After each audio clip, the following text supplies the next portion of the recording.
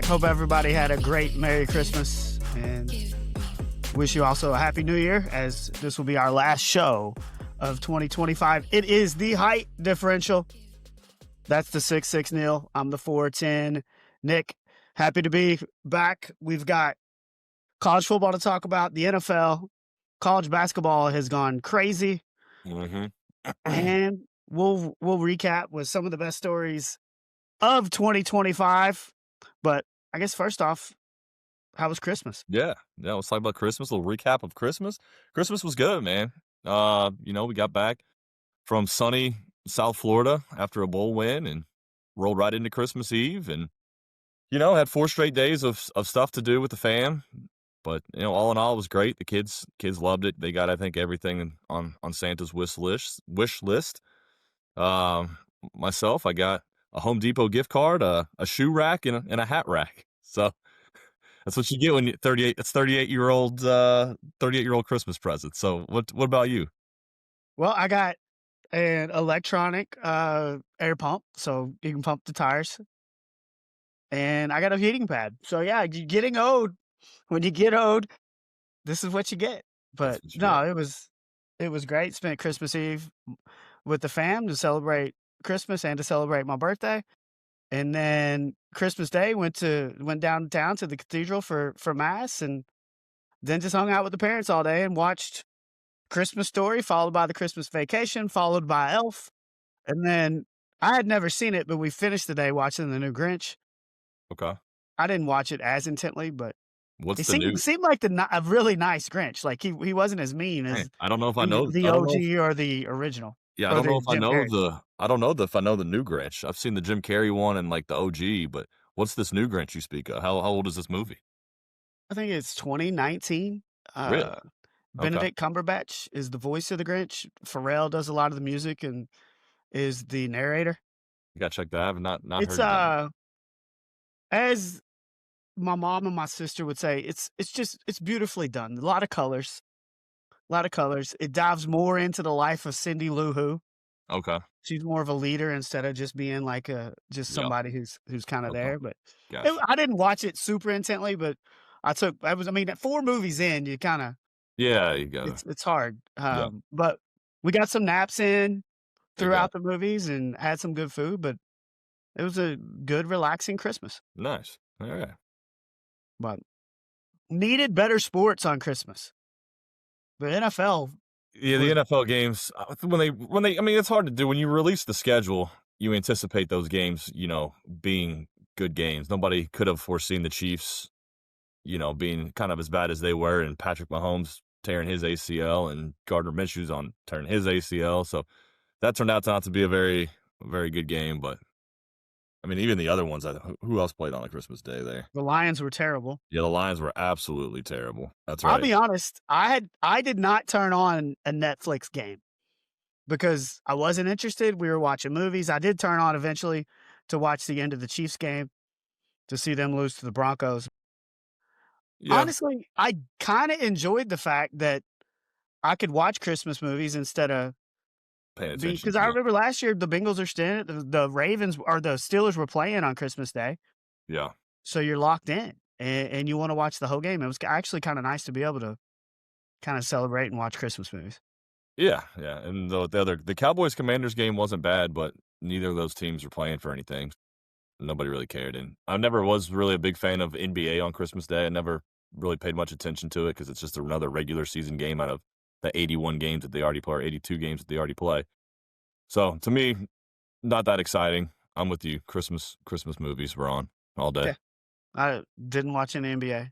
Now, back in the day when it was Jordan and the Bulls, yeah, I would have watched it. But it's a little different now. If the Bulls would have played, I probably would have watched it because that's really the only NBA I watch until it gets later in the year. Unless it's late in the game, I'll probably turn on and watch the end of it if it's close. But nope, not a lot of sports on Christmas. Spin it. Watching Christmas movies, the classics, all of them on our top 8 list except for the new Grinch. We didn't have any Grinches on our list, which is, I guess, could be seen as controversial. But we watched and then we watched Home Alone the night before. And I guess, are we going to try to do that? Are we prepared for it to break down who got it worse, Harry or Marv in Home Oh, Alone yeah. 1? Yeah, we gotta get into that. Yeah. So we can close with that in the best of 2025. I think we got to start with the college football playoff. Starts on New Year's Eve with Miami, Ohio State. Yeah. Do the Hurricanes have a chance to pull off the upset? Or do you want to start off ranking our upsets? You want to go through every game? How you want to do it? Yeah, well, we'll go through every game, but I think ranking the possibility of upsets is a good way to go about it, and if we're talking about this one, the first game of the playoff in Miami of Ohio State, I put that as the least likely upset of all 4 games. I just don't think that Miami really has much of a chance. Ohio State's favored by 9.5. Um, just watching Miami in Texas A&M, Miami defense is pretty good, but their offense is, I don't know if they're going to score a point against this Ohio State defense. So I just don't think the Hurricanes have it in them. Michael Irvin's going to be a little disappointed come midnight, rolling into 2026 with a loss. But no, I don't see the Hurricanes having much of a shot at this one. Okay, and I guess this is a good way to start it. You've got the Hurricanes as the least likely to pull off an upset in the first round. Yeah, I've got a different game that I think is least likely for an upset. I'm going with Ole Miss over Georgia. I mean, we've already seen this game before. Ole Miss led it was a good 30. game. It was a It competitive was a game. good game. It was a good game. Ole Miss led 35-26 going in the fourth quarter. Neither team punted until I think the 12, 13-minute mark in the fourth quarter. Um, I don't see this happening again. I think Georgia's improved you know, since the team they were at the beginning of the season where they were coming from behind to win every game. They've only given up 29 points combined in their last 4. Ole Miss, I know they got the win with Pete Golding as their head coach in the opening round against Tulane. They gave up 410 yards to Tulane. I know they didn't get in the end zone, but Tulane was able to move the football. I just think this is going to be a totally different game than the one we saw earlier in the season. So I've got Ole Miss beating Georgia is my least likely, and then I'd probably go Miami over Ohio State as my third least likely upset. I will say this: Miami's defense is really good. They are very good. Yes, they are good. I mean, Ohio State, without question, has the best defense in college football, both scoring defense wise and total defense. But Miami ranks 10th in yards per game and 4th in points per game. They've only allowed 13 points a game. We saw what they did against Texas A&M, really limiting them and really just kind of turning an ugly game. I think the weather played a little bit of a factor. Um, when Ohio State has faced good defenses, like we just saw You saw them against against Indiana. Indiana, Yeah, they didn't put up a ton of points. They didn't put up a ton of points against Texas. I still think Ohio State wins this game, yeah. but I look at what is the under? I am definitely taking the under in that game. Um, because I just think it's going to be both these defenses are really good. No, I mean you're not wrong. It most likely will be a low scoring affair, like you said. When Ohio State's faced a good defense, like we just saw at Indiana, they didn't really do much, and they don't give up a lot of points. I mean, just looking back through their scores, there's SMU put up 26 on them, Louisville put up 24. Other than that, that's really that. Those are the 2 highest scoring offenses that they've allowed points to. So I mean, it'll be a low scoring game, but I think Ohio State just is the better team. Um, I do too, and with that's the why I'm better taking them. coach, better team, better coach. I think that they find a way to do it. They've been here It's before. and it's 40.5. I think that's a lot of points for this matchup. Yeah. So I mean, you're looking at like a 20, 21-20-ish type of game, but yeah, I think it goes under that. Probably like a 14-10, 17-10, something like that, maybe. yeah, I do think, Miami, I think will try to run the ball more than it did against Texas A&M. I think they kind of found that rhythm in the second half. So look for them to really try to establish Mark Fletcher. Look for Ohio State to try to establish the ground game too, which will get the clock rolling, play into that, get that under, making it even more possible. But I've got Ohio State winning. I think it's going to be a low scoring affair. But that is my third least likely upset. What's your third least likely? Yeah, and we've just flip flopped my 3-4 and your 3-4. I would say that Ole Miss beating Georgia is the third least likely thing to occur. basically for the same reasons that you said that they were the least overall least likely. Those same reasons I put them at 3. Okay, so you're second least likely. Second least likely, I'm gonna go with Alabama over Indiana. I actually do think that uh, the 7-point spread, I think, is too high. I'm concerned about this game, to be honest with you. I'm concerned about this. It's Alabama. They've been on this stage before. They've won. They've proven this year they can win big games. They've beaten several ranked teams. They've won at Georgia this year. They just went into a good Oklahoma, um, into to on the road and beat them in round 1. So Alabama, they're coming off, playing a game in the last 2 weeks. Indiana's been off for a month. I don't know if that hurts or helps, but Alabama's ready. I'm a little nervous about this one. Well, you brought up a good point, I think, with, being off.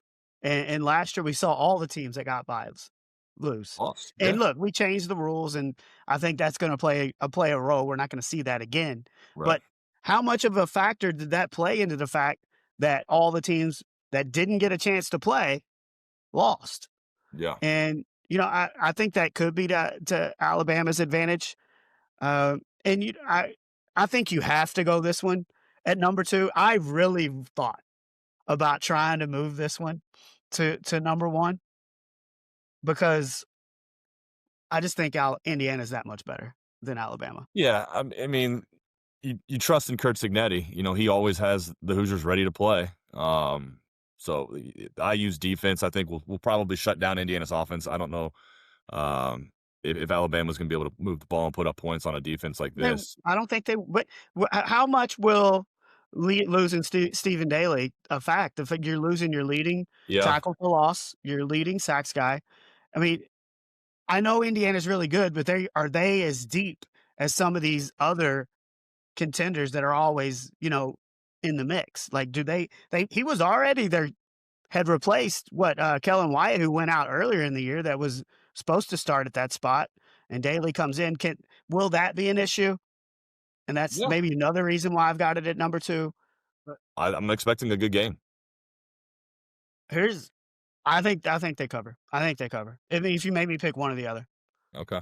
I just I know Alabama was down 17-0 against an Oklahoma team, which I don't know how good they've been in the second half of the season. Indiana has proven it all year long that against inferior teams, they are just gonna put it on you. And as wild as it is to say, I think Alabama is an inferior team. So, give me Alabama in the points, and there was a big part of me that wanted to put this as my least likely upset, but the more and more I look at this game, and I'm gonna lean Texas Tech, and I think people are kinda not giving Texas Tech probably the respect that they deserve, the fact that they are 2.5-point dogs. I mean, Texas Tech comes in this game, we've talked about Ohio State's defense, right? We've talked about Miami's defense. We've talked about Indiana's defense. Texas Tech's defense ranks 3rd in total defense and scoring defense in the country. Now, did they face some of the great offenses in the Big 12? Maybe not. But I mean, they put a lot of money in that front 7. They've been good all year. In Oregon's games where they faced great defenses, they scored 13 points on offense. I'm not counting the pick 6 against IU, and they scored 16 points against Iowa. And this is another game where the over/under is 51. Give me the under because I think these are 2 great teams. I think it could come down to who's better at the end, Dante Moore or Bear Morton. In that case, I would probably lean Dante Moore because I think he's a better quarterback. But Morton's also a 5th-year guy that's been at Texas Tech for all 5 years that wants to win for that school. I think this is going to be a really fun game. My bet would be the under. I'll take Texas Tech, but I mean, this really is kind of a coin flip. Yeah, I'm a little surprised that Oregon's favored. When you look at the Big Ten and the Big 12, Oregon's probably faced more better competition than what Texas Tech has faced. Like you said, you're giving all the credit to Texas Tech's defense that they're ranked 3rd, and as you should, but their offense can also put up points. I mean, you're just looking at their last couple of games. They put up 34 on BYU, 49 on West Virginia, 48 on Central Florida. 43 on Kansas State, 42 on Oklahoma. They're scoring in the high 30s and 40s game in and game out, and they're just absolutely blowing out teams. They had that one loss at Arizona State midway through the year, but other than that, they haven't had a close game. I mean, it's just been blowout city nonstop. So, yeah, their defense is ranked third, and they're not giving up a lot of points or a lot of yards, but their offense can light up the scoreboard a little bit. Yeah.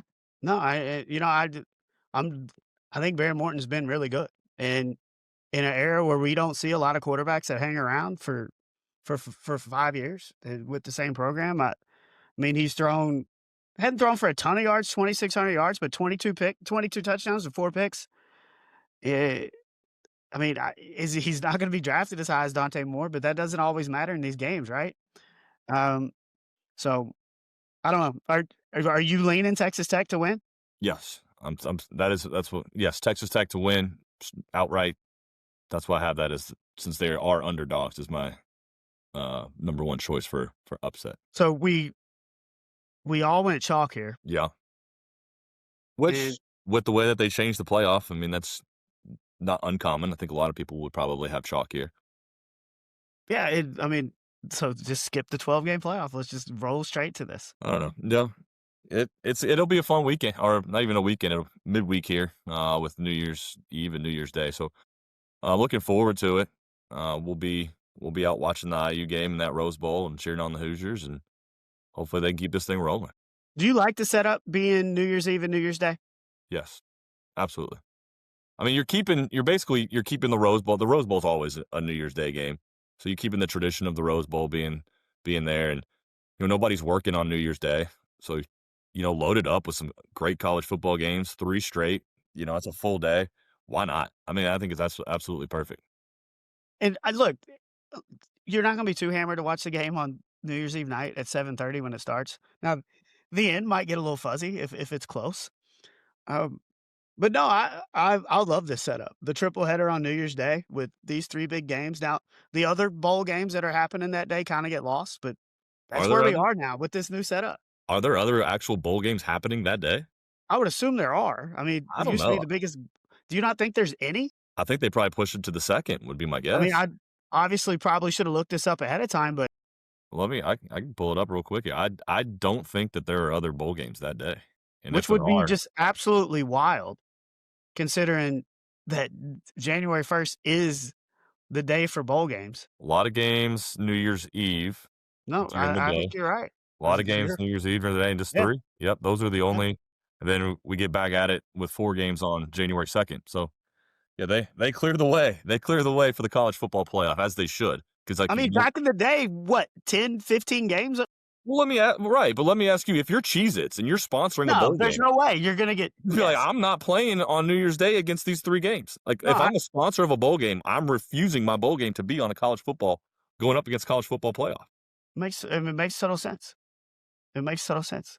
I guess the last question before we move on, you already talked about Michael Irvin saying he's gonna whip the Ohio State jersey with this belt. We don't really do we need to go into that? No, he's just a crazy person. I love Michael Irvin, but I mean, he took he's that crazy. 12-man jersey and was just going to town on it. And then he's like calling Maurice Claret saying he wants him to come to the game, so wear his jersey so when they lose, he can take it off of him and beat it on the garbage can. He's he's an insane human, but I like Michael Irvin. I like his passion for the game. And he got to do that at College Station as Miami beat Yeah. Texas A&M on the road. Should these top 4 playoff teams, are they getting a disservice for the fact that they don't get to host a home playoff game? Yeah. No, I think they absolutely are. They've earned it. They've earned at least some sort of advantage. Well, their Um, advantage is the bye. that is the advantage. I actually might think it could be technically maybe a disadvantage, but It's not. You get a free pass. you do get a free pass. But no, that is the advantage. But no, if you're doing the first round at home sites, I think these teams, the best of the best, deserve a chance to play in front of their home fans. Like, could you imagine IU and Alabama and Bloomington, Indiana, and how much Well, fun that would be and the well, atmosphere that would bring? and a lot of people are talking about how they think Alabama's gonna win. I don't if it's in Bloomington, I don't think as many people are saying that. No, exactly. So you're not getting the home field advantage, but then again, if you do that, then then there's no Rose Bowl, there's no Sugar Bowl, there's no Cotton Bowl, there's no, these Well, is there another way to fix that? what's that? Is you just move those back to 4 non-playoff games, give them to somebody else, Well, you gonna and watch then you gonna and watch then you gonna watch Iowa versus, uh, I'm not s like, Iowa versus Washington in the Rose Bowl? well, would you rather that be the case and there not be home games like there is now? I just I just think if you go into this round with them all 4 being home games, the atmospheres are gonna be crazy, and they're not I mean, it's gonna be 50-50 at most of these venues close to it. The atmosphere will be fine, but if you got Alabama at IU, I mean, No, just think about that environment, yeah, and then and go back to Texas the Tech would get such an advantage over Oregon, yeah, and Ohio I State, Miami, and yeah. yeah, I mean, yeah. So, basically, you're taking 4 bowl games, you're moving them out of the playoff, you're giving them to whatever you said, like Iowa or Washington or whatever. Nobody's watching these things anyways, which is this is why Orange Bowl and the Cotton Bowl are gonna be like, "No, don't do it," because not as many people Much not as many eyes are gonna be on it. So, it's probably not gonna happen. It's money, my guy. They're not Money, having it there's too is much money, money, too much money. but it would be really cool if these games were hosted at home Unless you venues. just rename And then unless you you and then you keep the semis and the championship the would you same. just still put the sponsorship and all of that and call it the Cotton Bowl, but just the Cotton Bowl's being played in Columbus, Ohio this year? No, You you can't can't. call it the Like, Goodyear Cotton Bowl we're and it gonna we're gonna put we're gonna put the Rose Bowl in Bloomington. No, you can't do that. well, the Rose Bowl to me, the Rose Bowl is like the top of the top. One of the top bowl. Like that should be always be because you're gonna go back to neutral sites in the semis.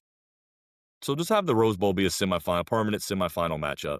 That's fine. Like, what Then the the I mean, Cotton there used Bowl to be a big 4. There used to be a big 4. It was the orange, the sugar, the fiesta, and the rose. correct. So put the So, Cotton Bowl in Columbus, put the Peach Bowl in Bloomington or whatever, and then, I mean, you could potentially do that. Like, I mean, you still and can then keep 3 out of the 4. You can keep 3 out of the 4 as they are in neutral sites because you have 3 neutral site games if for the semis and the finals. You just one of or them you just the peach and the cotton go back to what they were. They're out of the playoff. You run your 4 quarters at home venues.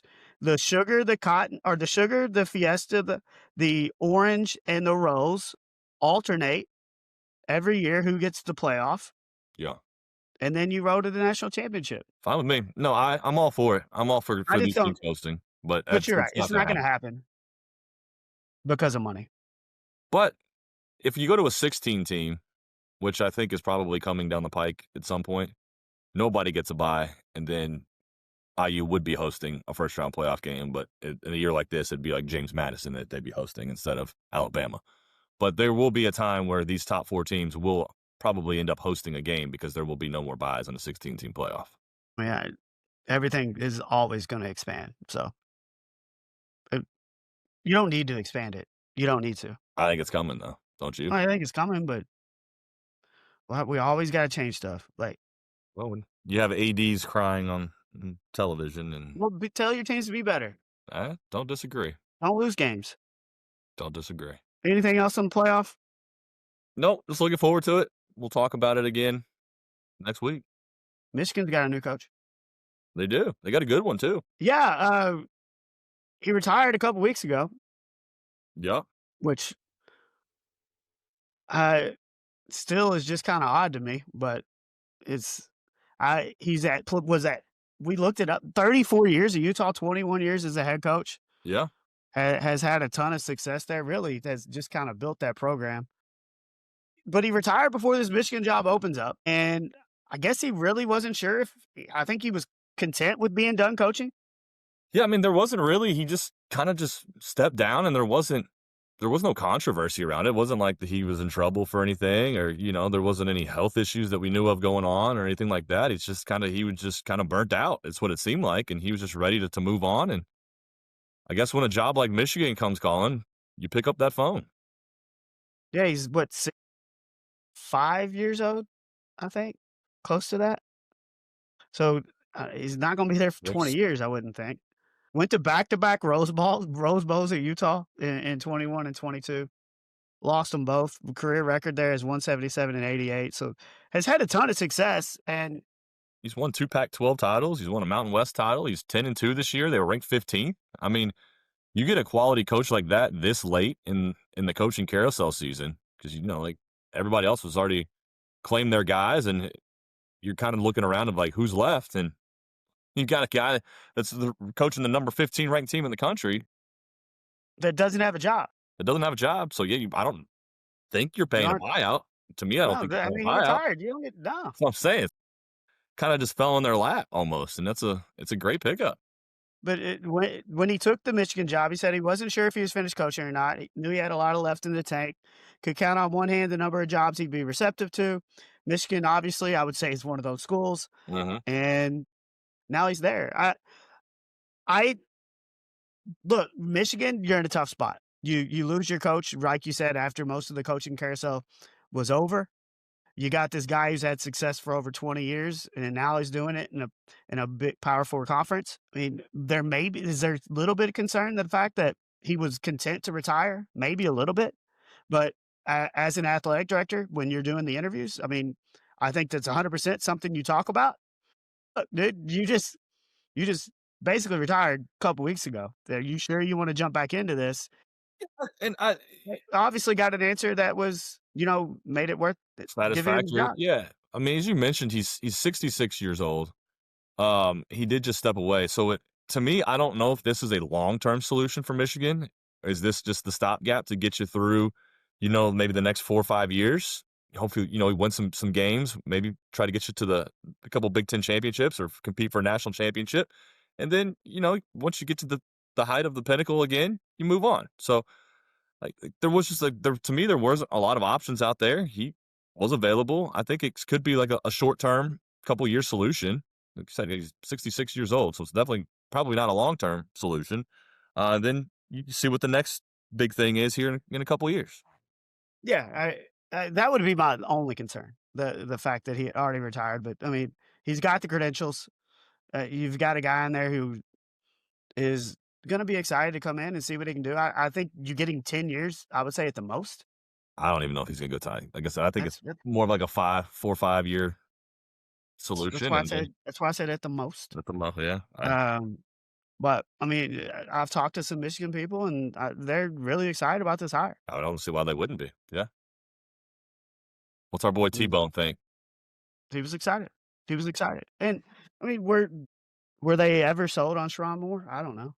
Yeah, but I mean, the fact that you lose your coach after almost everybody's hired coaches and you're able to get a guy at that quality, I think is a win, regardless of the fact whether you don't know if he wants to retire or not. No, it's an A plus hire, in my mind. Absolutely. We were in Cincy on Sunday. Yep. It was 60 degrees warmer than it was 2 weeks prior. So you did not have to scrape ice and snow off your seat this week. No ice on the seats.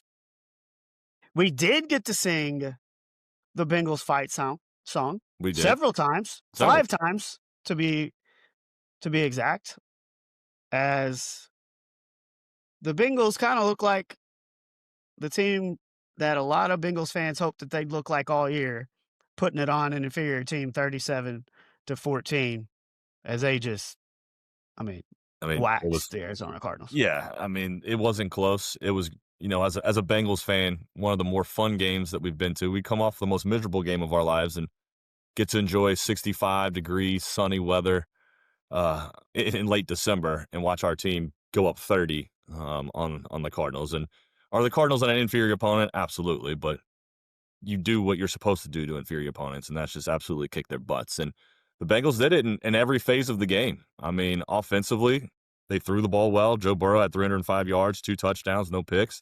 The running game was going. Chase Brown over 100 yards, out in the end zone twice. I mean, we're out there. It was going so well that we started throwing out routes to our 325-pound offensive lineman and watching him chug down the field for 21 yards. So it was fun. The defense played well. I mean, overall it was fun. We saw Shamar Stewart get his first NFL career sack on Sunday. So things were going well in all phases of the game. So it was a lot of fun. Just wish that it meant something, but You know, I mean, it means momentum for the next season, stop it. which you get Nope. tired of hearing that Stop it. crap, don't you? Stop it. But we were walking in the stadium, and we knew that Jamar Chase hadn't scored since October. Yeah. You knew that Joe was gonna try to get him the ball and get him in the end zone. Yep. So hit me a little first tutty, Jamar, Good for you. which was a good first. That was a great move. I mean, but yeah, I mean, Joe Burrow, I think, had one incompletion on passes where he wasn't in under pressure.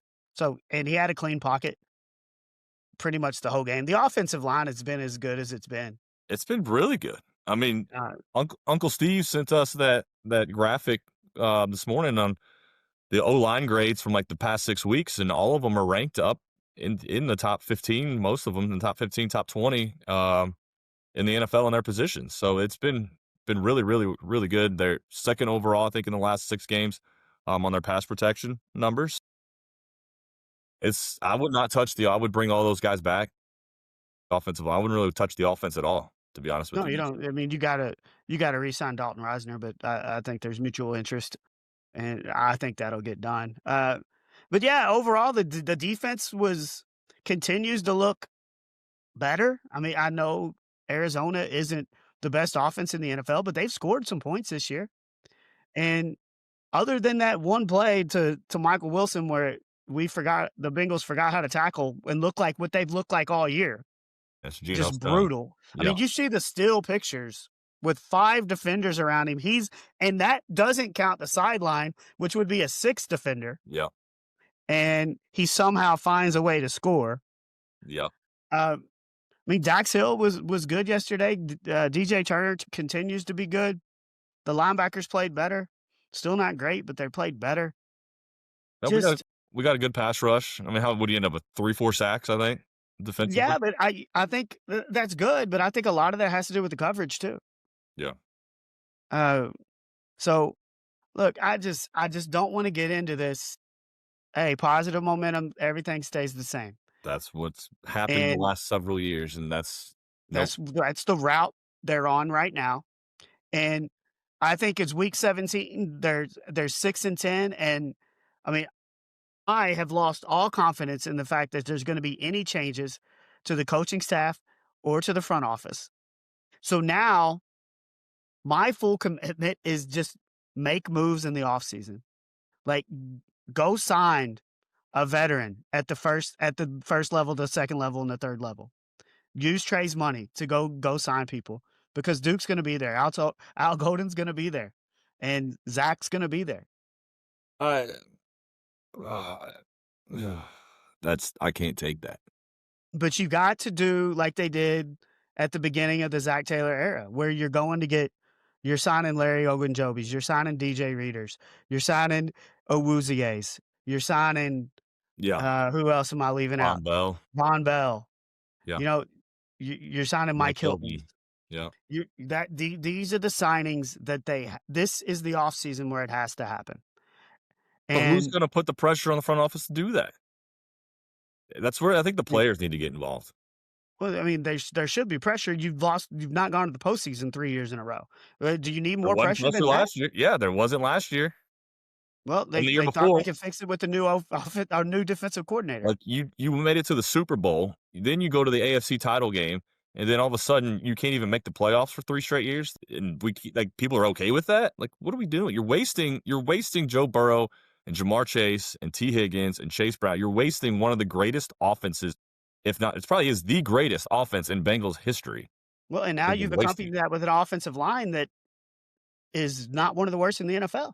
It's But you can't score 40 points and lose like they have this year. They scored 40 points and lost this year. They scored 38 points and lost. I mean, we've talked about their record when Right, you in can't. everybody else's. Like, If I'm Joe Burrow, I'm going to the front office and I'm basically forcing their hand. well, do you not think he's doing that? I And don't know. I mean, he did it last year with He got Jamar, his with offensive Becky, weapons. He with got his Trey. offensive No, he got Trey back, um, he got Trey but back this for year you're 48. not bringing Trey back. No, but I would franchise him and Yeah, trade him. I mean, I would love that, but I don't trust I don't trust them to do it effectively. Like, just take his $35 million and split that into the 3 players, 1 at each level. Yeah. and continue to hope that Miles Murphy continues to get better. You know, that Shamar Shamar Stewart's. Stewart continues to get better. I mean, TJ Slayton's back again next year. Osai's a free He agent, I was think. huh? Osai a free agent. Osai is yeah, so Osai is a free agent, but, I mean, you could potentially bring him back, but if you don't if you're not gonna do anything with the staff or the front office, you've got to improve the personnel on defense, Well, and if Geno they don't do Stone that, they if don't Geno care. if Geno Stone is on this roster in 2026, I'm not going to a game. He will not be on the I will roster. not go to a single game if Geno Stone is on the roster. I promise you, If he will Dax not be Hill on is on the my roster. roster, I will not go to a single game. If what? If Dax Hill's a starter on this defense, Well I might not go to a single well, game. Daxo's been really Oh, good not once they Dax Hill, move him to sorry. the outside. Cam Taylor Britt. Cam Taylor Britt is on my roster, sorry, if he's on Well, my roster. here's the thing, Cam might be on the roster, He better not but start. it won't be as a starter, and it'll be because they've got him pretty cheap because nobody else has offered him a contract. So, that shouldn't be the reason that you're not a fan next year, but you do not want him to be one of your starting corners. Ugh, no. We already got into the Christmas Day games, they were all just pretty bad, so we don't need to get into that. Texans, how many in a row they've won now? They're 11 and 5. I think They've they've won 8 in a won row? 8 in a row. Yeah. Jacksonville on a W7. I mean, they keep winning, but so does Jacksonville. They can't actually ever catch up. Yeah, the Colts go 0 and 3 with Philip Rivers, and now they just announced that he will not start in week 18. But I guess the story of this week was the Steelers had a chance to clinch the AFC North. All they had to do was beat the Browns, who had 3 wins on the year, and they couldn't do it. It's unbelievable. I mean, that's you would think as a Steelers fan. I mean, I know DK Metcalf was suspended, but it's the Cleveland Browns. Like, I don't understand what the issue is with the Steelers and the Browns, but they just the Browns seem to be the Steelers' kryptonite. Yeah, they've lost, what, 4 in a row in, in Cleveland? That's just crazy. But yeah, you've got I mean, I showed you the Mike Tomlin stat, right? what is it? Well, the Steelers are winless in their last 5 games, so they're 0-4-1 in their last 5 games when they play a team that is 8 games or more below 500. 0-4-1 in their last 5 against teams that are 8 games or more below 500. And look, there's been talk about Mike Tomlin being on the hot seat in Pittsburgh, and then 2 weeks ago, it looks like they're in a perfect position to clinch the AFC North, and then they go and do that, and I mean, I don't know if he should be on the hot seat because the man just continues to win and have winning seasons every single year, including this one. But if you somehow lose at home next week to one of your most hated rivals, if not the most hated rival, Baltimore Ravens, to lose the division and lose out on the playoffs in a year that the AFC North has been absolutely pretty bad. I mean, it's been pretty bad. Lamar's been hurt. The Ravens aren't the normal Ravens. The Bengals aren't the normal Bengals. The Browns are still the Browns, and you choke that away. I mean, I don't think he should be on the hot seat because like I said, he wins, but that's going to be tough to stomach in the offseason. well, the Ravens are favored, and the momentum's on their side, They might be with or without Lamar, and they and played well without Lamar. they did. I mean, here's the thing with the Ravens, what a concept. Hand the ball to Derrick Henry. What a concept. Like, for real. Like, what a Where's concept. it been? Where's it all been? Um, but yeah, I mean, if the Ravens figure out a way to win this division, and I mean, like I said, they're favored next week, it'll be with the fact that Lamar has missed as many games as he had, and when he's played, he hasn't looked even close to what Lamar No. we're accustomed to seeing. And they were, what, 1-5 to start the year? Yeah. I mean, it, and there's been a lot of talk about will Harbaugh or will Lamar not be back next year? And I mean, Yeah. if they figure out a way to win the division this year, I know the division's down, and that plays a factor. But I mean, you got to give them some credit for that. Yeah. Yeah. I wouldn't be surprised if the Ravens lose on Sunday if Harbaugh is not there going into next year. But if they, like you said, if they find a way to win it, win the division, then all of a sudden they're hosting a playoff game, and anything can happen when you're home field advantage in the NFL playoffs. So they probably may or may not be favored in that, depending on who they're playing. But I don't think the AFC North team's gonna be favored regardless who they play, the of who they five play in seed, the playoffs. Yeah. it could be Buffalo, or yeah, But, I mean, the NFL got what they wanted, yeah, and that game's immediately Sunday night. yeah. And then you got the Bucks and the Panthers Which the on Bucks are Saturday now. afternoon for the division. Nope. If the The Panthers Bucks win, the they Bucks are out. do what? The Bucks are eliminated after the win last night by Atlanta. So the Bucks cannot win the division. Is that okay, I was reading earlier today that if the Bucks won, they won the division, but if they They or needed the the Falcons Panthers to have to lose. win to clinch it. Is it over? It is. They might. Well, no. Well, let's see. 7-9. It's not the Yeah. Falcons. The Falcons can't win it. If the Falcons win on Sunday, I think the Bucks are out. Yes. So the Panthers win, they're in. If the Bucks win, they need the Falcons to So, lose. yes, correct. So Yeah. they don't technically control their own destiny because They have to win to have a chance. correct, and then they need other help instead of it just being a straight up. Yeah, instead of it being Yeah, and that's because the Falcons are now 7-9 overall and 4-1 on primetime games as they went up 21-0 and held on to beat didn't held on, but got a late field goal to beat the Rams, who now have lost 2 in a row. yeah. The 49ers Bears game on Sunday night was probably the game of the week. We were looking like the Bears have been down at the 2-minute warning in almost every game, and they always figure out a way to win. It looked like it was gonna happen again. Brock Purdy and the Niners, man, they look legit. They're good. Put up 42 points. Yeah, no, they are good. They're what are they in third now in the division or second in the division? They can still win the division. Yep, they're 12-4. Yeah, they need a win and a Seattle loss. Yeah. I mean, They could be the 1 seed. that's incredible. Yeah, the Niners could be the 1 seed if everything I plays mean, out right next week.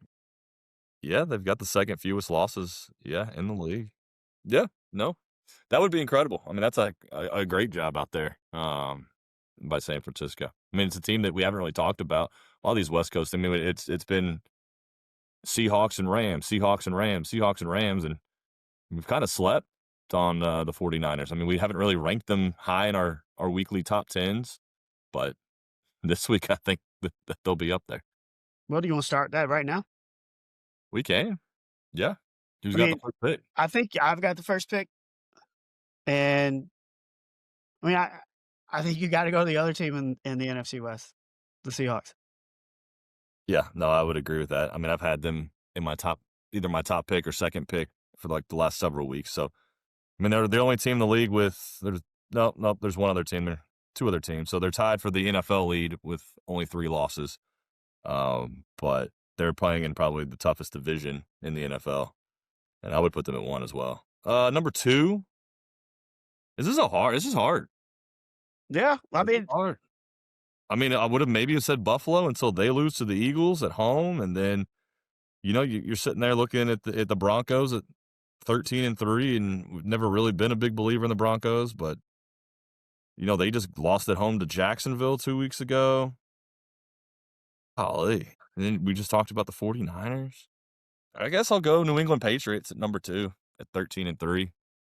Leaders in the actually they're the division winners since Buffalo lost. So division winning New England Patriots, I'll put them at number 2.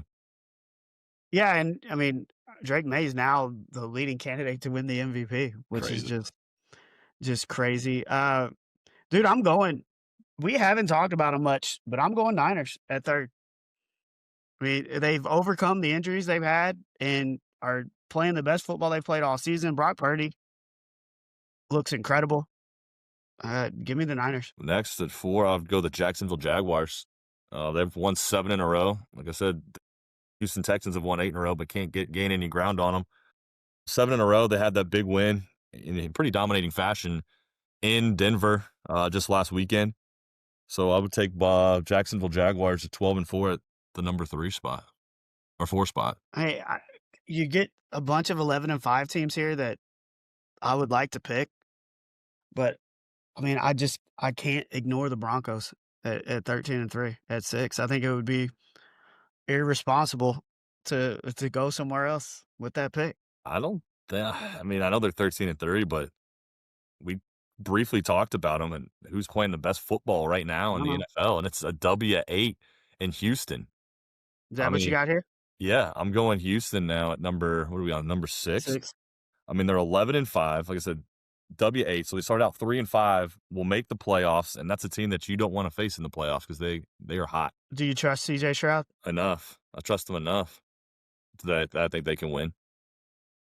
Uh, Give me the Eagles, Yeah, that's a good defending pick. Super Bowl champions. It was between them and the Rams, and the Rams have lost 2 in a row, and the Eagles are defending champs, so I'm going them. It's hard to trust the Chicago Bears. I know they're 11-5. Yeah, I'll probably go the Rams next. I mean, I know they're on an L2. Let's let's go with the Rams. They almost came back and won that last night in Atlanta, but it's hard to ignore them. 11-5 in the toughest division in football. We'll go Rams. And I mean, I'm clinging, but I can't not put Josh Allen and the Bills on this list. So give me them at 9. Uh, we got the Chargers. I mean, I guess you got to go with another division winner at number 10 with the Chicago Bears. I mean, they showed enough fight in that game against the 49ers where I actually think that they're better. I still can't believe that they're good, but they're better than I give them credit. Just they just keep winning games, and you thought it was gonna happen again on Sunday night, and it finally doesn't. I mean, they keep surprising me week after week, so maybe it's time we start trusting them a little bit, and I'll put them in the I top mean, 10. you just look at these Super Bowl odds, and it just shows you this season is just so different than maybe any season we've ever seen. The Seattle Seahawks are the number 1 choice at plus 550. The Rams are plus 600, the Broncos 800, the Niners are 900. I mean, it's just so wide open. It's wide open. I mean, yeah, you don't have that dominant Chiefs team or the dominant Patriots team or even the Eagles we thought might be more dominant than they were this year, and they're really not. I mean, if I had to pick who I honestly think wins the Super Bowl, I'm probably going with the Buffalo Bills still, even though they lost at home. When I date with I'm Sean I don't know why he went for 2.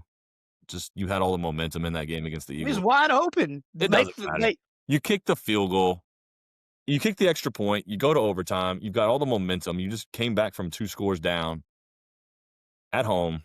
I think they, no question, win that game in overtime if they would have just trusted it. Yeah, I mean, at plus 1 they're plus 1,000, and you're getting Josh Allen, who of this group, I think there's no question he's the best quarterback of the group. I mean, maybe Matt Stafford, but, I mean, the Niners at plus 900, maybe? I mean, you're getting them at a lot better price than the Seahawks and the Rams. I mean, 3 out of the top 4 are all in the same division, and the Seahawks are 13-3 in that division, which is I mean, the Chargers are plus 2,000, the Bears are plus 1,700. I mean, Justin Herbert could go on a run. Trusted that. I I don't just trust that.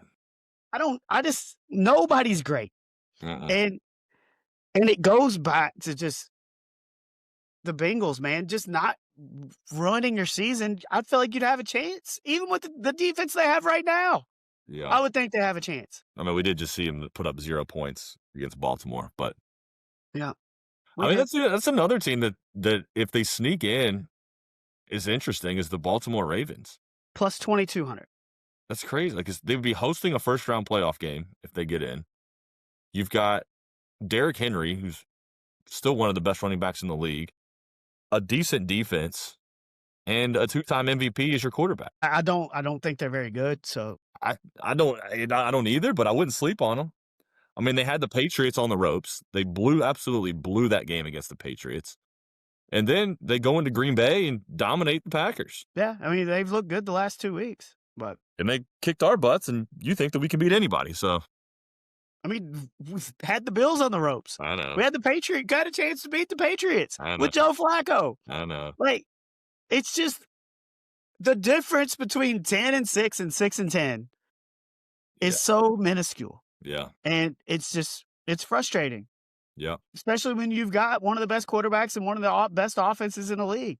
You just need your defense to be mediocre to not like mediocre to not good. You just can't be the worst. Be the 24th ranked defense. I would love to be the 24th ranked defense. Oh, It is what it is, but no, it'll be a lot of fun this weekend with a couple division races still to be determined. So I'll be tuned in on that Steelers Ravens game for sure. and then I guess transition to college hoops and all the talk, and I think as it probably should be, is about Baylor signing James Nnaji, who was drafted by the Detroit Pistons in the 2023 draft with the 31st pick. He was then traded to Boston, then traded to the Knicks in the trade that involved Carl Anthony Towns, Dante DiVincenzo, and Julius Randle in 2024. Was included in a trade with All-Stars, and now he's signing with Baylor. Ineligible immediately. Eligible immediately on top of it. Can play in the spring semester.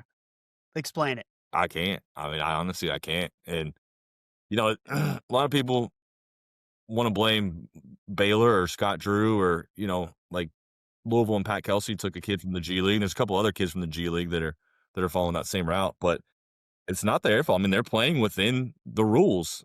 It's just that there are right now doesn't seem to be any rules. Like it Doesn't doesn't seem seem to be any rules. There's no, and I think that's what most of these college coaches, Tom Izzo, and you've heard John Calipari's comments, recently. I think they're more looking at the NCAA for leadership and guidance, and there's just nothing there right now. So the NCAA doesn't want to get sued a million times, and the easiest way for them to not get sued a million times is to just say you're eligible. It's just gotten out of hand. I mean, I don't see how you can be involved in official league business in the top professional league in the world. Like you've been traded in, and then go back to college. And look, and if he's an American-born player, he couldn't do this. He couldn't do this. It's just looking at it on the surface, it makes zero sense. Yeah, Zero. something that would never have been couldn't even imagine it But 3 years ago. to their defense, if they're gonna let you get this guy You go get and he him. wants to come play and you got the money to pay him, Yeah, I I mean, mean, what he's has Scott never. Drew said? I mean, he I never. didn't know they told us he could play, so I'm happy. Yeah, I mean, he I never, mean, never played a college game, and it's not like there's a lot of teams currently that have professional basketball players on their college rosters from leagues in Germany, leagues in Turkey, leagues in Australia, like all these overseas leagues that these players have played professionally in Greece and etc. that have been eligible and have been playing for a year or two now. So it's the same type of deal. It's just the NBA is just looked at as the high. I mean, as it should be. It's the top of the top. It's the yeah, greatest it is. professional league in the world. But there's really no difference between professionals from overseas playing and a professional in the American Professional League playing. It's the same logic. Yeah, I mean, everything changed obviously in 2021. And we knew, I mean, that it was gonna kinda be the wild, wild west when the whole NIL thing went into effect. I mean, the whole point was for people to be able to get paid for doing sponsorships and to sign autographs, and they should be able to get paid for that. Right. But now it's blank checks, it's collectives, and there's nobody that is regulating anything.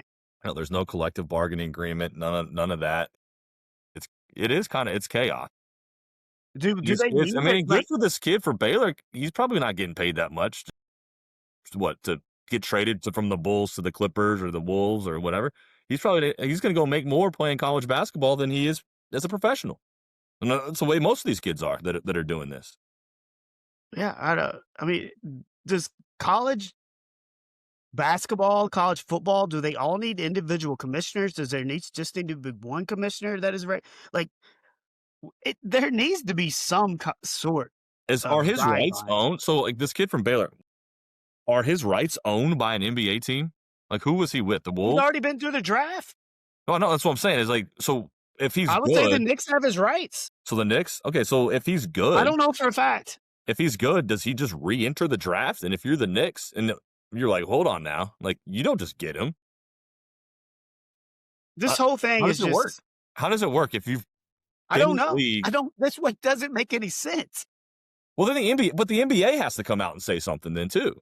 It's like if this kid does come back, like he has to go back to the team that he left, would be my guess. Well, and then you're telling me before we get on, I didn't even know about this. Trenton Flowers, who's played a game for the Bulls this year, played 6 games for the Clippers last year, is looking to get back into college hoops. Yeah. No, he's averaging 2 points a game in his 2 games played this year for the Bulls. He just played on December 7th in an actual NBA game. 8 games total in his career. I But he's never played in college. Like, all these kids that are coming have never played college basketball, and if you're a kid like Flowers or a guy like the guy that we're just talking about that went to Baylor, Nnaji. this is a chance for you to reset. Well, I Try mean, to get your prospects back up, and then hopefully, the second go around, you actually make it. like, is a degree even a thought in No, any of this? no, not at all. Not even in It's not even in the thought process. No, and that's what Calipari's point was, if you have a kid that transfers 4 different times, is that kid gonna get a degree? It's impossible.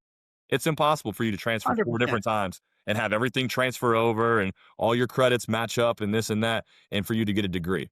And his point was spot on. It's all about following the money. The college degree does not matter. Nobody's thinking about that. And He made a lot of good points. yeah, He did. I mean, let's be fair, like, he used to be way ahead of the game back in the day, and now it's a level playing field, and then you get a little perturbed a little bit, right? But it is unfair to a lot of like, somebody was in this spot on Baylor that was gonna get playing time, and now you're getting stepped over in the middle of the season. no, yeah, I mean, that's what it's really hurting is it's hurting a lot of high school kids that aren't gonna get opportunities to play college basketball that they would have gotten in Well the past. Or if they get well, opportunities, it's gonna be at a lesser school. yeah, and then the Cal talks about how he's the only idiot that's recruiting high school kids. Because that's what he wants to do because he loves helping out their families and changing their lives, and how most schools, their chances to go into the NBA is less than 1%, but if you play for me, it's better, and that's why I'm still recruiting college or high school kids. I mean, you can recruit 27, 28-year-olds that have already been in the league. Would you rather have that than an 18-year-old? Yes. So when Well, LeBron right. James never played a minute of college basketball, so at 40, whatever age he is that he decides to hang it up, come on back to bring him to college. See I what mean, we can. according to this, he can do it. You He imagine can do LeBron it. James playing college basketball? I mean, Insane. he could do it. And if we had a little more to like, Kyle went on for 7 minutes and had a bunch of ideas. I'd like to break them down a little more in detail because I do think he had like, if you get 5 years to play 4 seasons, Yeah, I agree with that 100%. I agree too. And I love the idea of the fact that you go to the same school for 4 years, then you get a 5th year. Like, I love that because that's what I miss the most about college hoops is the Yeah, continuity and yeah. getting to see players grow from freshman to senior year with the same staff. Limiting transfers. I think that should be the case. Now, if your coach leaves, then that grants you maybe Gotcha. another one. Yeah. Um, but if you leave twice with the coach not leaving, then you have to sit out like you used to. There needs to be some sort There needs to be of rule. guidance, rules, guidance. Yes. Also, pick NIL or pick transfer portal. Maybe you don't get both. You sign with the team out of high school, 3-year commitment. Oh, I mean, that's. I mean, I think you can write. I mean, you should be able to write those into NIL contracts. But they're Because not doing it. they're not. I know they're not, but they should. But a kid may not sign that because he doesn't want to be restricted like that. But if you're looking for, you know, a $4 million deal or a $3 million deal, you can sign it. We'll give it to you, but you need to be here for 3 years. Yeah. I mean, we've I seen don't know. we've seen kids sign deals and not play at all. Yeah. I mean, it's just when there's no rules. When there's no rules, I don't know. It's just it's and this is gonna continue to happen. It's gonna continue to get more wild. And you're gonna And and you're gonna start losing, those all-time great coaches like we have. I mean, I think that's it's probably already part of happened, this, yeah. like, yeah, like Roy Williams got out of the game, and Mike Krzyzewski got out of the game, and, um, They got out when they were older, though. They probably were gonna get out earlier. like Tony Bennett Like, got Tony out, Bennett is and Jay Wright are big examples. Bruce Pearl got Yeah. out. So next, I mean, your next ones that are gonna start leaving, I mean, like the Tom Izzo's, like, how much more is Tom Izzo gonna, I mean, is he done after this year? Is he done after next year? I mean, it doesn't sound like it. I think he kinda does things a little differently. I don't know, but it doesn't sound like he's fed up with some of these rules, but I've got no like, I haven't heard anything about him almost being done, but you didn't hear anything about Jay Wright or Tony Bennett either, did you, until it happened? Or So, Bruce Pearl. Bruce Pearl just yeah. came out of nowhere. I mean, just, Well, Bruce like, Pearl to get wanted to his make son sure the his son got a job. chance. Yeah, to get his Wanted to son make the sure his job, son got a chance.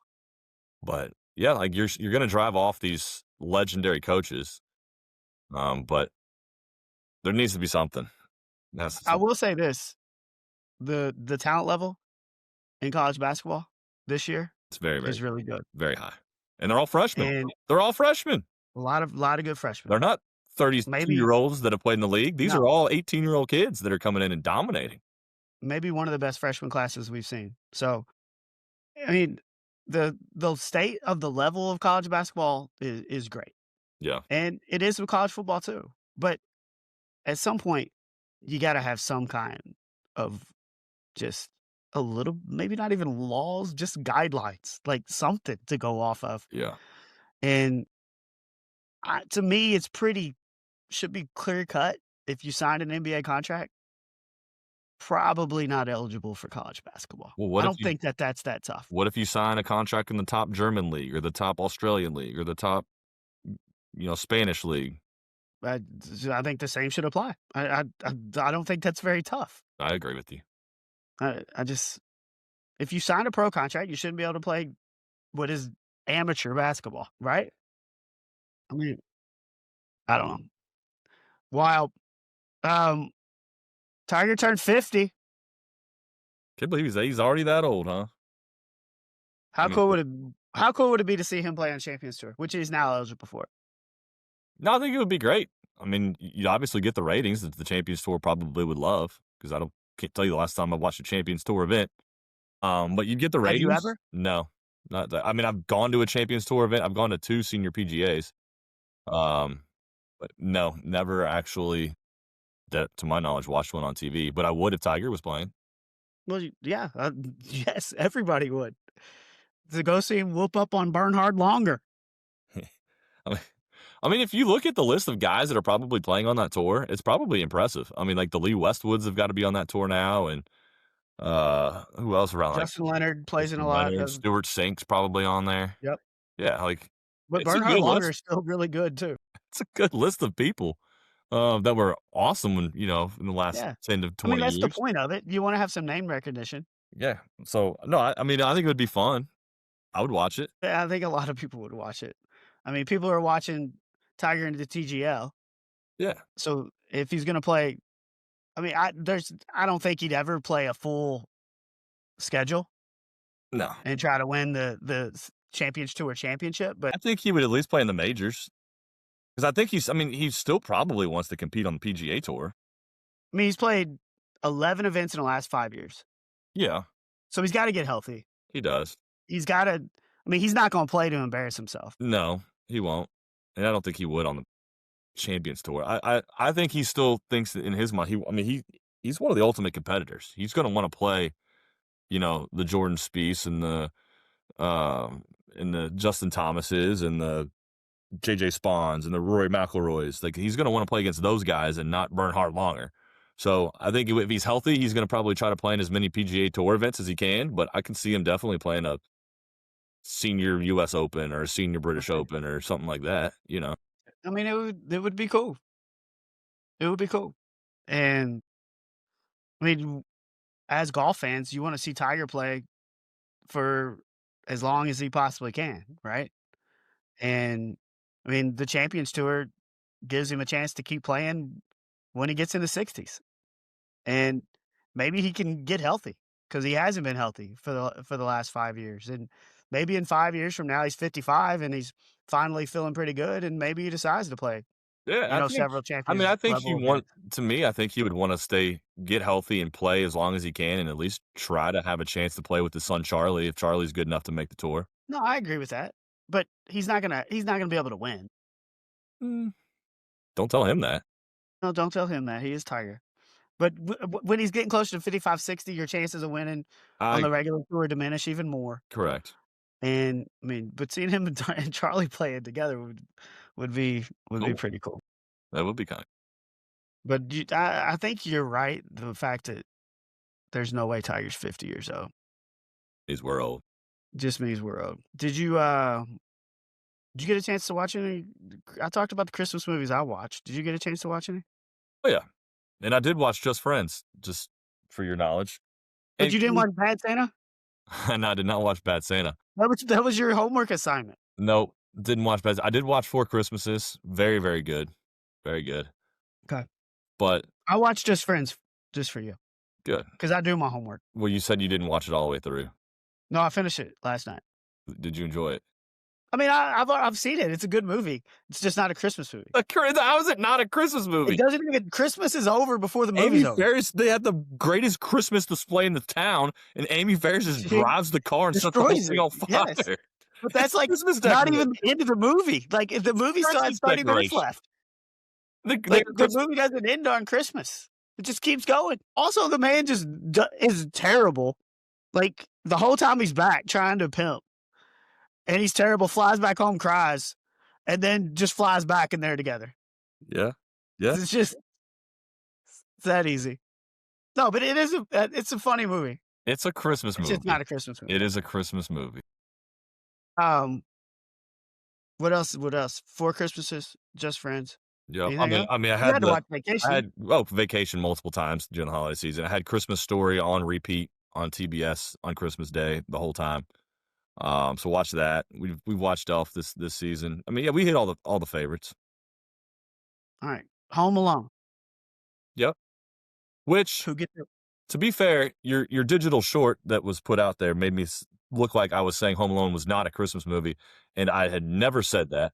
Never said it wasn't. I said based on your logic, could be saying that it wasn't. But I had it. I drafted Home Alone in one of my ties, my third overall, but second choice of Christmas movies. So it is a Christmas movie to set the I record, see what I see what you're saying. to set it straight. It is. It's way more of a Christmas movie than Just Friends. But who gets it worse, Marv or Harry I mean, in Home Alone 1? actually looked up the list, and I had an answer before I did this, and now it just kind of reconfirms that I'm probably right. I have a list of all of the bad things that happened to both of them, and I think Harry definitely has it worse. Well, give me the list. Yeah, so poor Harry gets shot in the groin by the BB gun before Marv. He slips and falls on the ice, gets his right hand burned when he tries to open the door handle. It has the M imprinted on it from the doorknob. He gets his head blown by a blowtorch when he opens the door. He gets smacked in the stomach by a crowbar by Marv when the tarantula is on his face. Wild move by Marv. Yeah, I don't. He falls after tripping on a wire and is knocked unconscious. After all that did it, like he went through so much and he trips on the wire, and that's when he goes Just unconscious. unconscious. And they both end up getting hit by the snow shovel by old man Marley at the end there. But I mean, that's hard to overcome. And I don't even know how he's still alive, to be honest with you. But Well, the blowtorch to the head just seems to be would kind of do the trick. But I mean, poor Harry's feet or Marv's feet. Marv, Yeah, poor Marv's feet. I mean, the stepping on the nail is pretty bad, and Marv gets hit with the iron that falls down Right in the face. that falls down the laundry chute. Yeah, I mean, he gets the nail in the foot, and his feet are all tarred up. And then instead of keep him walking up the steps, he's already halfway up, hit a nail, falls backwards, goes back outside, climbs through the window, and then wears his feet on. Ornaments. Just crunching them one at a time. Like, his Yeah, poor feet. yeah. But I do think overall, Harry had to get it a little. I mean, to me, there's nothing worse than getting your head lit on fire by a blowtorch. So I think Harry has the overall worst experience or worst punishment With out the of the nail two. gets me more than anything. It didn't go all the way in the foot. He kind of just he felt it, and then I think maybe he stopped. Okay, I think taking the iron to the face might be worse than the nail Yeah, in the I mean, foot. they both got it bad. They both got it bad. I mean, you got Harry's got third-degree burns on his face, third-degree burns on his hand, gets shot in the groin by a BB gun, and then Marv decides to go all Tanya Harding on him while trying to kill a tarantula and just drills him with a freaking crowbar. Like, it's just I think Harry has it worse, but they both And still, them trying to climb the rope to the treehouse is just an awful decision.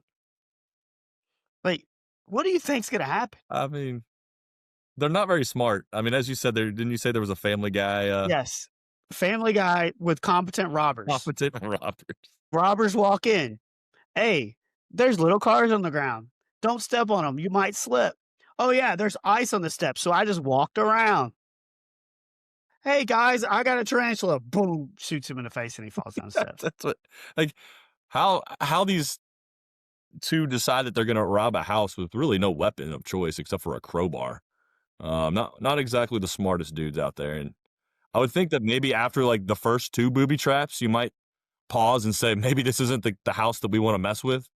But nope, we're just gonna keep getting our heads blowtorched and tar or we have what do we have, glue and then feathers so he looks like a chicken? Well, that's one of the best parts. Why'd you "Why take the why shoe? are your shoes? Why the hell you dressed like a chicken?" That's probably the best part. Like, doesn't it even make sense? The feathers and the saran wrap and it doesn't hurt you at all. It's just like Kevin is just playing around at that point. Well, none of the movie makes sense. The robbers are the most incompetent robbers of all time. And then you've got Kevin, who will go out to the store and buy groceries and a toothbrush and never once mention to anybody, "Hey, I'm home alone while my family's in France and these 2 guys are trying to rob my house." Doesn't mention it to anybody. Nobody. Hey, and the best news is it happens again the next Christmas. So then next year we get to debate, well, who gets it worse in Home Alone 2? Yeah. Like, it's just it's a great movie, but none of it makes any sense. No, but it is a fantastic movie. And if they shot him in the head immediately and he fell down the steps, the movie would suck. And that's why. It's true. I mean, as a kid, it was the best. Like seeing those guys go through all that. So, Yep. but we're going Harry. Yeah, I think Harry gets it worse, but it's close. It's Yeah, I don't think. I mean, I think Mar's feet get it worse, but overall, I think Harry, all the fire and the burning, and yeah. is pretty tough. And then he gets crowbar in the stomach by his own partner, which maybe takes it over the top. Hard to believe that 2025 is almost over. Yeah. Do you got a biggest sports story or any story overall for the year? I think I got 2 that come to mind that make my list. I think we witnessed, and I've said this back in October or November, early November, that I think we witnessed probably the greatest World Series in my lifetime at least. With going to Game 7, going to extra innings, when it looked like the Blue Jays were going to win, and then the Dodgers come storming back in the ninth with a home run, and then Will Smith in the 10th in Game 7. So the World Series to me, I think, is probably the top storyline. But one that we did mention earlier that we were talking about, I think, how about the Ryder Cup and the Sunday comeback by the U.S. that I know they fell That fell short, short. but the Ryder Cup was a lot of fun watching it on that Sunday. Yeah, and just to stick with golf, I think Rory finally getting you know, winning the Grand Slam was pretty cool. Watching him almost choke it away and winning in the playoff and being able to finally get that green jacket really kind of stands out to me. But Yeah, I mean, Shohei just Shohei. continuing Yeah, to do what he's doing and just these numbers and winning MVPs and I mean, they're doing things that we've never seen before. Obviously stands out. So I mean, Oklahoma City winning the title. I mean, whoever thought Oklahoma City Thunder would win an NBA championship and do it in the way they did it, where they dominated both the regular season and the postseason. And they're dominating the And regular season again so far yeah, this year. and Yeah. dude, I remember seeing SGA here at the Derby City Classic when nobody was really talking about him. Yeah. And I mean, obviously Kentucky had a bunch of good players coming in on that class, but he was one of the few guys that they weren't really talking about too much. And end up, I mean, starting midway through the year, and I mean, just now he's a reigning MVP and one of the best players in the league. Well, and it's good to see small market teams, win titles. I just kind of hard to believe that 2025's already come to a close. We're on episode number 24, I think, which is Okay. just also kind of crazy. Yeah. 25. So So 25 and 25. So we did 25 and 25. we did 25 and 25. We'll try to do much more than 26 and 26. I No, think getting off 26. to a start in January instead of a start in August will set us up for that. No, and 26 will be loaded with some good sports. We still have the college football playoff to come here in early 2026, and then I believe the Olympics come up in February, so we'll have some Olympic stuff, and then World Cup. The U.S. is hosting World Cup in the summertime. A lot of big stories that could come here in 2026. Did you accomplish anything in 25? Did you set your goals and did you get them accomplished in 25? Of course not. Nothing. To be honest, I don't think I set any goals in 2025. Did you? Did you have goals? Yeah, I did. What were your goals? I worked out half of the days of every month, at least half the days. I got to do it tomorrow to finish. But if I do it tomorrow, What does a I've worked workout out. include? What is that, like walking to and from your kitchen? I usually do like a mile, make sure I'm doing a mile and a half, and then I've got some exercises that I'm doing in between. Where are you doing a mile and a half at? You got a I do it treadmill at at the the crib, house? at the house. You got a treadmill at the Mhm. house? Nope.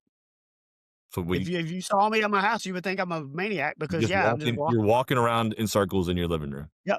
I learned that I am not gonna motivate myself to go to the gym, so I'm just gonna invent a home workout, and it's been successful. My god, we need to get you, like, some kinda used we gotta get a treadmill donated to you or something. I don't need it. Yeah. I mean, I don't need it. you What? walking around in I got you my little walking around in calendar over here. circles in your living room is just something a crazy person would do. Well, it's not just in my living room, I walk throughout the entire house, so it's kinda it would remind you of Home Alone when Michael Jordan's on the train But can you tracks walk for the fast enough party. in your house for you to get your heart rate up to the level of where it should be? Okay, Yeah, okay, and I like to do it barefoot too because that builds your foot muscles. okay. I feel like you should set some goals for golf for you for 2026. Maybe not finish dead last in the golf tournaments that you play in. What's the start? That's definitely a goal. That's a That's start. definitely a goal. Maybe did we break 90 this year for you? Yeah, couple Okay. times. So do we need to break 85? Is that the next goal? I would love I would love to break it, yeah, 85. Okay. I think we can get under 80 Okay.